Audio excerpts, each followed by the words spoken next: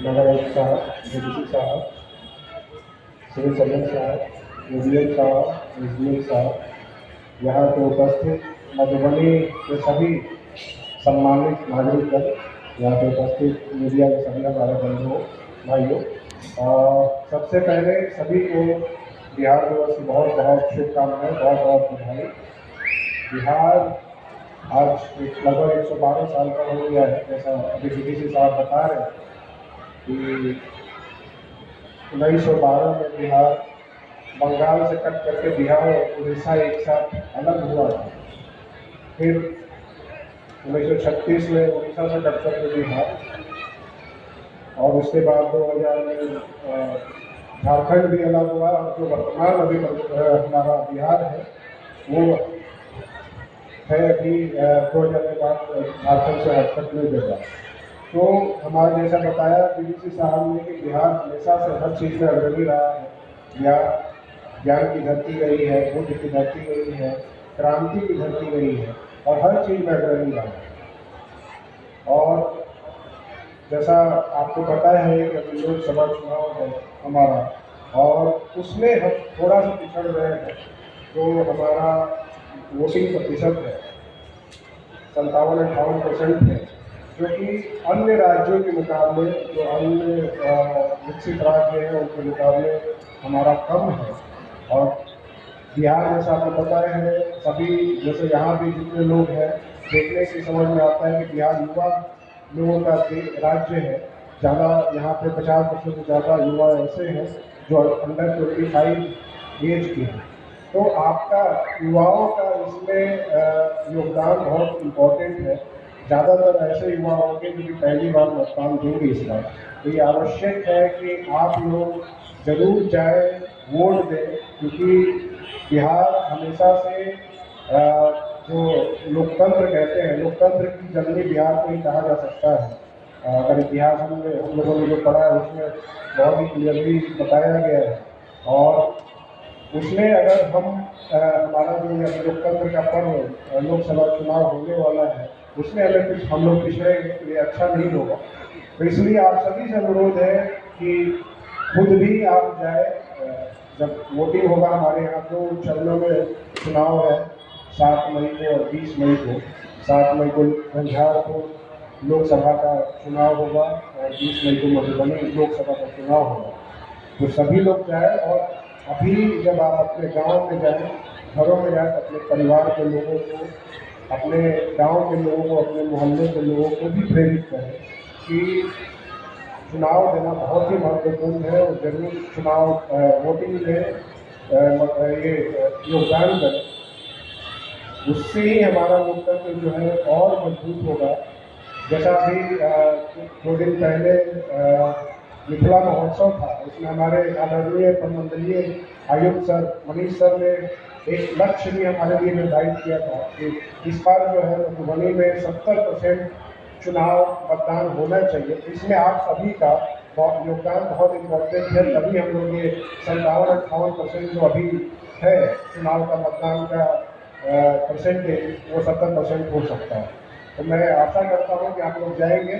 जहाँ तक चुनाव का माहौल होगा, हम लोग आपको विश्वास दिलाते हैं कि प्रशासन और पुलिस पूरी तरीके से इंश्योर करेगी कि सभी जगह पे लोग बिना भय के और निष्पक्ष तरीके से जिसको मर्जी हो वो वोट डाल सके। इसमें कोई किसी को दबाव नहीं डाल पाएगा, और हम लोग ये इंश्योर कराएंगे कि कोई भी जो असामाजिक व्यक्ति है या आपराधिक तत्व है, उन पर सख्त से सख्त कार्रवाई करें।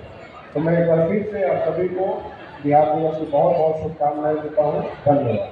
का मौका मिल रहा है। आप सभी लोग जानते हैं कि बिहार राज्य का जो गौरव रहा है, इतिहास जो रहा है, बहुत ही गौरवशाली रहा। चाहे राजनीतिक रूप से आप लोग देख लें, चाहे शिक्षा के क्षेत्र में, विद्वता के क्षेत्र में देख लें, किसी भी रूप में आप देख लें, हर तरीके से बिहार राज्य अग्रणी रहा है। हम लोग ऐतिहासिक रूप से हर क्षेत्र में लीडर रहे।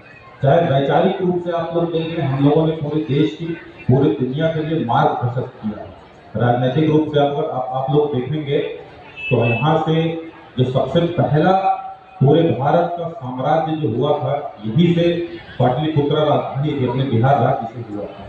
हम लोगों के बिहार राज्य ही जो नालंदा विश्वविद्यालय यहीं पे ज्ञान की धरती अपना बिहार राज्य ही रहा है। हम लोग भगवान बुद्ध जो वैचारिक रूप से नई सोच और नए चीज़ों को बताने में हमेशा बिहार रहा। बिहार राज्य भगवान बुद्ध की जन्मी रही है। यहाँ 10वें गुरु का भी यही जन्म स्थान रहा है। साथ ही साथ हम लोग देखेंगे कि जो स्वतंत्रता की संग्राम की लड़ाई हुई थी उसकी भी बिहार राज्य ने हमेशा ही हर चीज में अग्रणी रहा, हर चीज में अपना योगदान करना रहा है। वैचारिक रूप से जो हमारे महात्मा गांधी राष्ट्रपिता की जो हम लोग सत्याग्रह की बात करते हैं उसकी भी शुरुआत अपने देश में सब लोग जानते होंगे चंपारण यात्रा से ही शुरू हुई थी। तो उस दिशा में भी हम लोगों ने बहुत वैचारिक रूप से हर जगह लीडर का काम किया है। पिछले कुछ सालों में स्वतंत्रता के बाद हम लोगों के आर्थिक रूप से थोड़ी सी गति यहाँ पे धीमी होने के कारण कई बार कई दूसरे राज्यों में दूसरे जगहों पे जो हम लोगों ने देखा बिहार को थोड़ा सा पिछड़ा राज्य के रूप में देखा जाने लगा। और इस कारण से मैं समझता हूँ कि जहाँ पे आर्थिक रूप से हल्का सा पिछड़ापन दिखता है तो लोग थोड़ा तिरस्कार की निगाह से देखने लगते हैं आप तो पिछले राज्य से हैं। और हमारे बिहार राज्य के जितने भी स्टूडेंट हैं सब लोग जाते हैं तो कई बार हम लोगों ने देखा है कि लोगों को थोड़ा उसमें रहता है पिछले राज्य से हैं, एक शर्मिंदगी से महसूस होती है। लेकिन मैं आप लोगों को बता दूं कि अपना राज्य बहुत तेजी से आर्थिक रूप से विकास कर रहा है। लेकिन विद्वता के मामले में, लीडरशिप के मामले में आज भी हम लोग जिस जगह पर जिस संस्थान में भी देखते हैं, चाहे किसी कॉलेज में हो गया, यूनिवर्सिटी में हो गया, किसी भी राज्य में, हमेशा ही बिहार राज्य के जो स्टूडेंट होते हैं हर चीज में लीड करते हैं। चाहे आप जेएनयू देख लीजिए, मैं खुद आईआईटी कानपुर से पढ़ा हूँ, वहां भी देखता था कि यहीं के छात्र हर चीज में आगे रहते थे। तो हम लोगों के पास, हमारे युवाओं के पास वो शक्ति है कि जो भले ही थोड़ा हमारी आर्थिक गति स्वतंत्रता के बाद थोड़ी कम हो गई थी, लेकिन उसके पश्चात हम लोग ले जाने में, बिहार राज्य को पूरे देश में लीडर बनाने में और सबसे नंबर 1 राज्य स्थापित करने में हम लोग सक्षम है। मुझे पूरा विश्वास है कि हम लोग इस दिशा में निश्चित रूप से इस लक्ष्य को प्राप्त करेंगे। आर्थिक रूप से भी हम लोग वो समय दूर नहीं है जो पूरे देश में अन्य राज्यों को मार्ग प्रशस्त करेंगे कि किस प्रकार से आर्थिक विकास किया जाता है। अन्य राज्य अपने बिहार राज्य सीखेंगे, मुझे इस बात का पूरा विश्वास है। आप सभी लोग जानते हैं कि हम लोग चूंकि लोकसभा निर्वाचन चुनाव आने वाला है, आचार संहिता लागू है, आप सब लोग जानते हैं। इसीलिए हम लोग अभी मिथिला महोत्सव जो आयोजित हुआ था उसका भी थीम हम लोगों ने मतदाता जागरूकता ही रखा था और इस बिहार दिवस की भी थीम हम लोगों ने मतदाता जागरूकता ही रखा है। उसका कारण यही है, अभी डीडीसी साहब ने भी, एसपी साहब ने भी इस बात को बताया कि हम लोगों के यहाँ मतदान का प्रतिशत थोड़ा कम रहता है, अन्य राज्यों की तुलना में थोड़ा कम रहता है। पूरे देश का एवरेज पिछले चुनाव में 67% था और हम लोगों के यहाँ पे अपने जिले का 57% से भी कम था। देश के एवरेज से सोचिए कितना नीचे थे। और जो देश में सबसे अच्छा परफॉर्म करने वाला राज्य रहा होगा तो 67 से भी ऊपर रहा होगा।